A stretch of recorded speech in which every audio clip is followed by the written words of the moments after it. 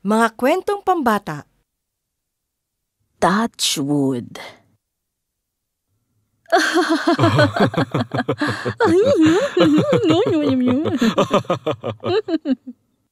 Napakasaya ko at tapos na ang ating malulungkot na araw. Touchwood. Daddy, bakit niyo po ginawa yun? Ginawa ang alin, anak ko?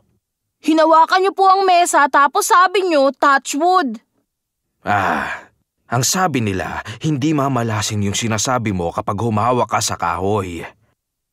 Hindi honey. Naku, hindi lang yan.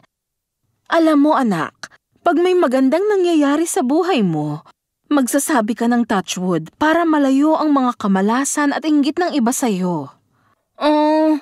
Okay. Pero siguradong may kwento sa likod ng paniniwalang ito, tama po? Paano po nangyari yun?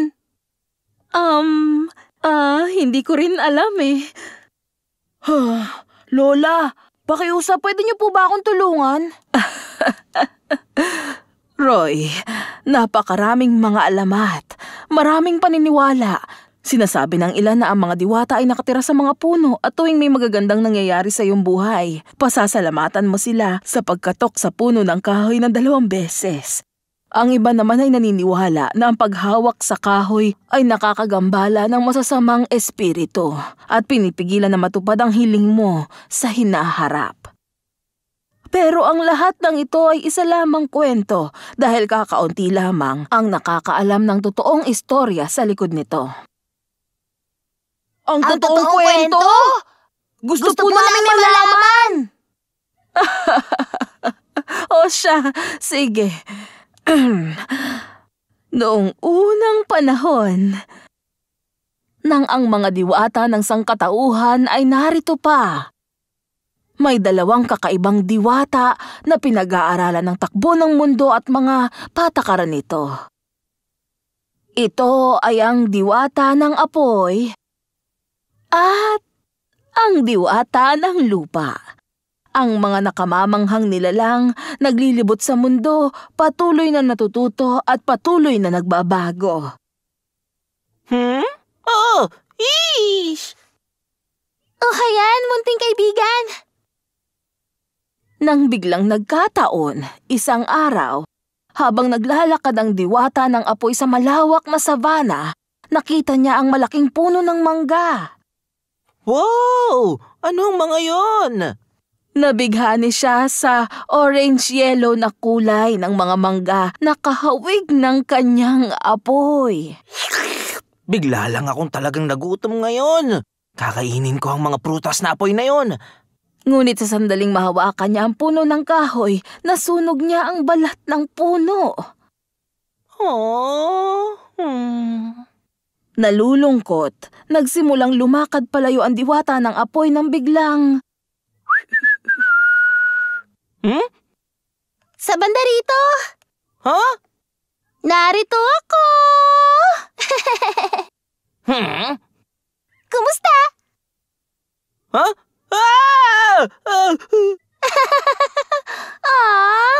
Ang pangalan ko ay Wood. At ikaw si? Fire! Ikinagagala kitang makilala. Aray! Naku, pasensya ka na talaga. Ayos lang. Tutubo rin naman ito uli. Uy, gusto mo ba maglaro?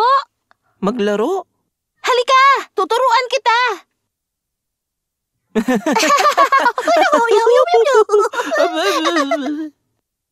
Naging mabuting magkaibigan sina Fire at Wood. Panatag sila na kasama ang isa't isa. Ang piliyang si Wood ay laging binibiro ang kawawang si Fire na hindi naman nakakasakit. Wood! Nasaan ka? At syempre, naaaliw rin naman si Fire. Boo!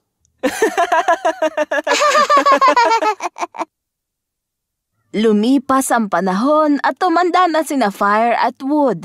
Ang kanilang pagkakaibigan, ang kanilang samahan ay lalo pang tumibay. Palagi silang nasa tabi ng isa't isa at magkasama. Tinutulungan nila ang mga tao, minsan din ang mga hayop. At kung minsan pa, ay tahimik lang silang magkasama sa piling ng isa't isa. Fire, ano bang iniisip mo?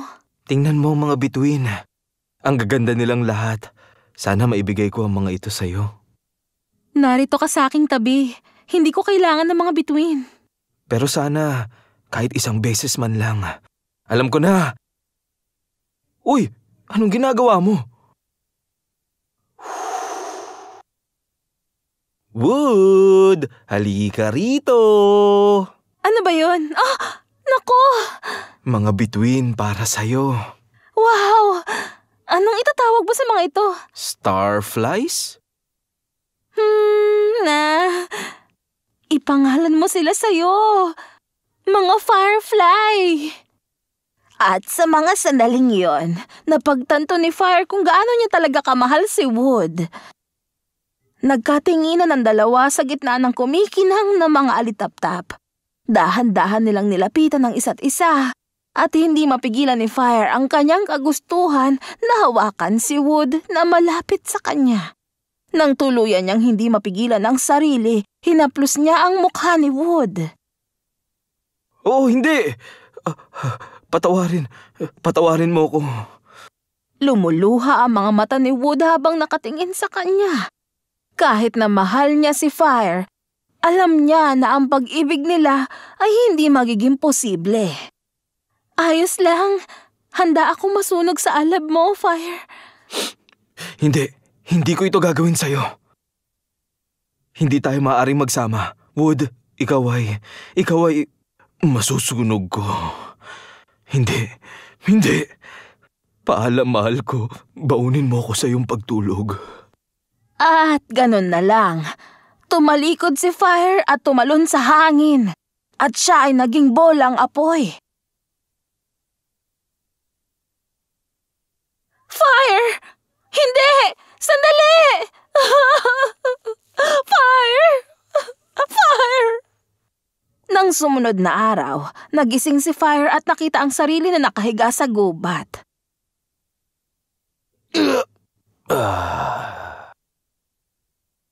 Ito ang unang pagkakataon na hindi niya kasama si Wood at hindi siya sigurado kung paano siya mabubuhay nang wala siya sa buhay niya.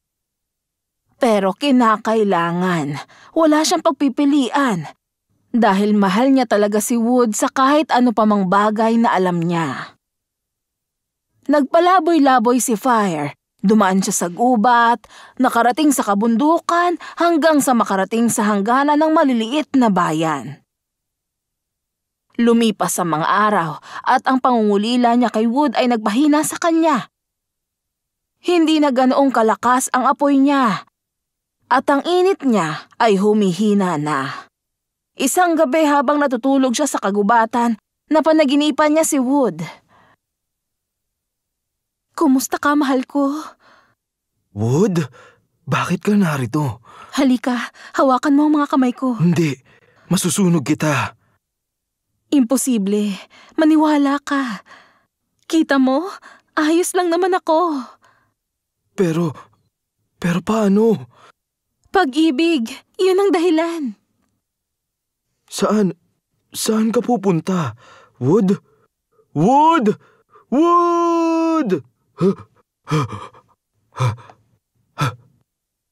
Pero hindi ito ang naging una at huling panaginip na naranasan niya. Sa mga sumunod na gabi, paulit-ulit niyang nakita ang parehong panaginip na ito. Hindi ako mabubuhay kung wala siya. Hindi ko kaya. At kaya, muling naglakbay si Fire sa mundo para hanapin si Wood. Kapag sa umaga, hinahanap ni Fire ang kanyang mahal at kapag sa gabi, muli siyang binibisita ng panaginip na ito. Ilang araw na paulit-ulit ang nangyari ito. Pero hindi pa rin niya matagpuan si Wood.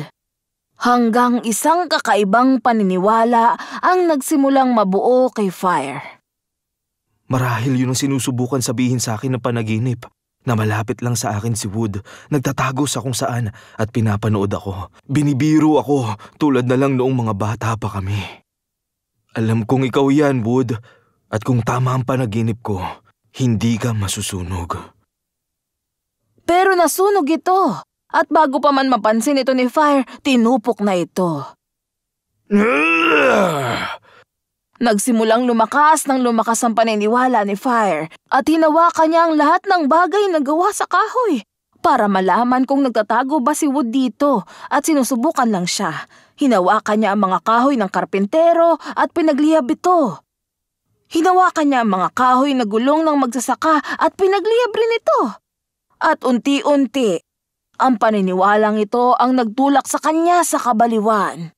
Ang gusto lang naman niya ay humingi ng kapatawaran sa minamahal. Maraming araw pa ang lumipas. Si Fire ay lalo pang naging mabangis at mabagsik. At pagkatapos, isang araw nangyari ito. Sa paghahanap ni Fire kay Wood, napadpad siya sa parehong puno ng mangga kung saan una silang nagkakilala. Muli niyang naalala ang mga pangyayari noong araw na yun, para bang kahapon lamang. Nang biglang... Sa banda rito! Ha? Sa banda rito! Ha? Wood? Wood? Kumusta, mahal ko? Wood, masayang-masaya ako na makita ka, mahal ko. Napakatagal kong hinintay ang mga sandaling ito. Ikaw ang kaligayahan ko. At ganoon ka rin sa akin. Halika, hawakan mo ang kamay ko. Paano kung masunog kita? Natatakot akong mawala ang sandaling ito. Mawala ka at ang kaligayahang hatid sa akin pagkatapos ng lahat ng mga araw na ito. Hindi yan. Hawakan mo ang mga kamay ko at sabihing touch wood habang ginagawa ito. Magiging sayo ang mga sandali. Ako ay makakasama mo habang buhay. Si Fire, na hindi sigurado pero nananabik na mapalapit sa minamahal, ay ginawa at hinawakan ng mga ito. Walang nangyari. Oh, mahal ko. Mahal na mahal talaga kita. Ilang sandali nilang niyakap ang isa't isa. Pagkatapos, ang kalikasan na gaya ng tao at mga anghel ay kumilos. Ano? Hindi! Hindi! Hindi! Wood! Maniwala ka! Hindi! Bakit mo ginawa to? Bakit mo sinabi sa akin na walang mangyayari? Dahil sinusunog ng apoy ang kahoy. Iyon ang batas ng kalikasan. At yun ang aking kapalaran. Naaalala mo nung sinabi ko na handa akong masunog sa apoy mo? Ito na ang sandali. Wood! Hindi! Walang katuturan ang buhay na ito kung wala ka. Sinusunog ng apoy ang kahoy. Yun ang batas ng kalikasan.